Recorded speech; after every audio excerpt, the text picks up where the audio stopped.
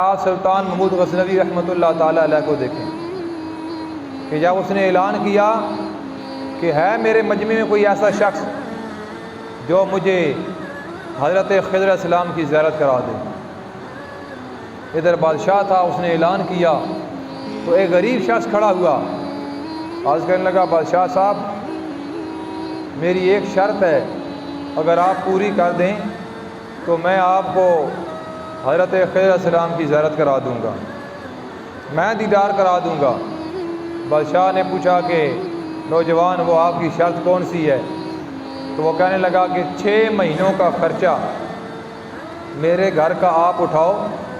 آپ میرا 6 مہینوں کا خرچہ فولڈ کرو اور میں آپ کو 6 مہینوں کے بعد حضرت خضر علیہ السلام کی زیارت کرا دوں گا۔ بادشاہ کے لیے کون سا مشکل تھا، اس نے وزیروں کی ڈیوٹی لگا دی کہ اس نوجوان کو 6 مہینوں کا راشن دیا جائے،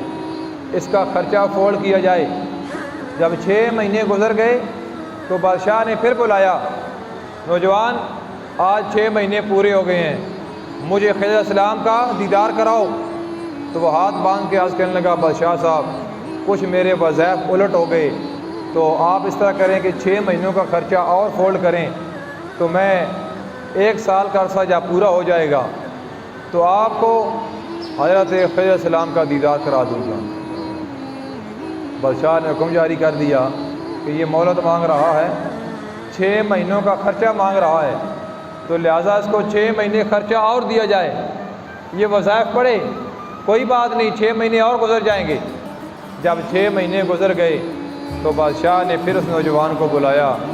کہنے لگا نوجوان اب تو 1 سال بیت گیا ہے، آپ کی مدت پوری ہو گئی ہے، آپ مجھے حضرت خضر علیہ السلام کا دیدار کراؤ۔ تو وہ ہاتھ جوڑ کے عرض کرنے لگا اے سلطان محمود غزنوی میں کیا جانوں کہ خضر علیہ السلام کون ہے،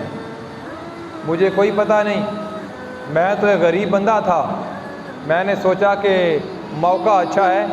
اس سے فائدہ اٹھا لیا جائے، تو میں نے آپ کو کہا کہ 1 سال کا خرچہ مجھے دو، میرے گھر کا خرچہ فولڈ کرو۔ جب بادشاہ نے یہ سنا تو بڑا غصہ آیا، کہنے لگا اپنے وزیروں سے کہ بتاؤ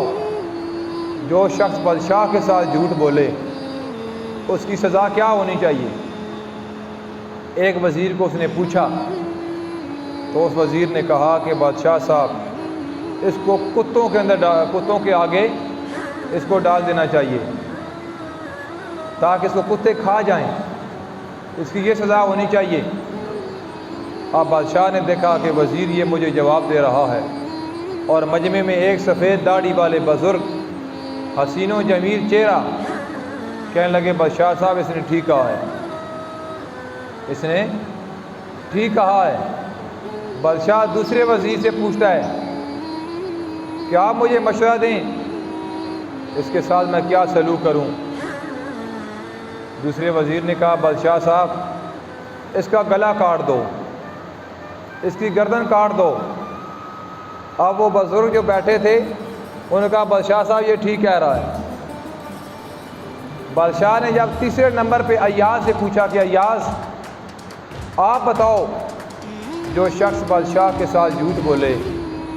اس کی سزا کیا ہونی چاہیے۔ تو ایاز نے کہا بادشاہ صاحب بات تو یہ ہے جہاں اتنی مخلوق کھا رہی ہے،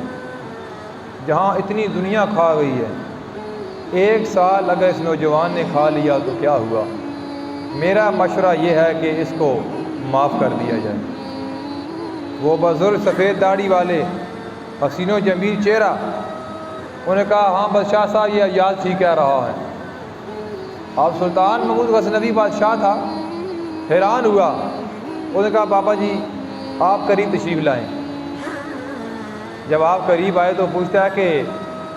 3 وزیروں نے مختلف مشورے دیے، پہلا کہتا ہے کہ اس کو کتوں کے آگے ڈالو، اور آپ نے فرمایا ہاں یہ ٹھیک کہتا ہے، اس کی کیا وجہ ہے؟ آپ نے فرمایا اس کی وجہ یہ ہے کہ اس کے جو آباء و اجداد تھے وہ ساری زندگی کسی کے کتوں کو نہلایا کرتے تھے، اس نے اپنے خاندان کا تعارف کرایا اور کہا کہ اس کو کتوں کے آگے ڈال دیا جائے، اور میں نے کہا ہاں ہاں یہ سچ کہتا ہے، اور دوسرے نے کہا اس کا گلا کاٹ دیا جائے، یہ قوم کے قصاب ہیں، یہ کسائی ہیں، انہوں نے ساری زندگی گلے کاٹے ہیں۔ تو اس نے کہا گلا کاٹ دو،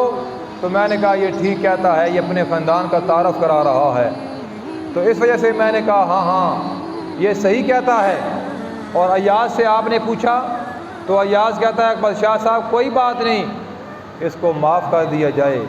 تو آپ کو پتہ نہیں ایاز سید بھی ہے، ایاز سید بھی ہے، آل رسول ہے، اور کربلا میں سب کچھ برداشت کرنے کے بعد، آزمائشیں، تکلیفیں، ظلم برداشت کرنے کے بعد، سید وہ ہیں کہ جنہوں نے پھر بھی کہا اگر بارگاہ کے اندر کوئی مجرم بھی آ گیا تو جاؤ ہم نے آپ کو معاف کر دیا۔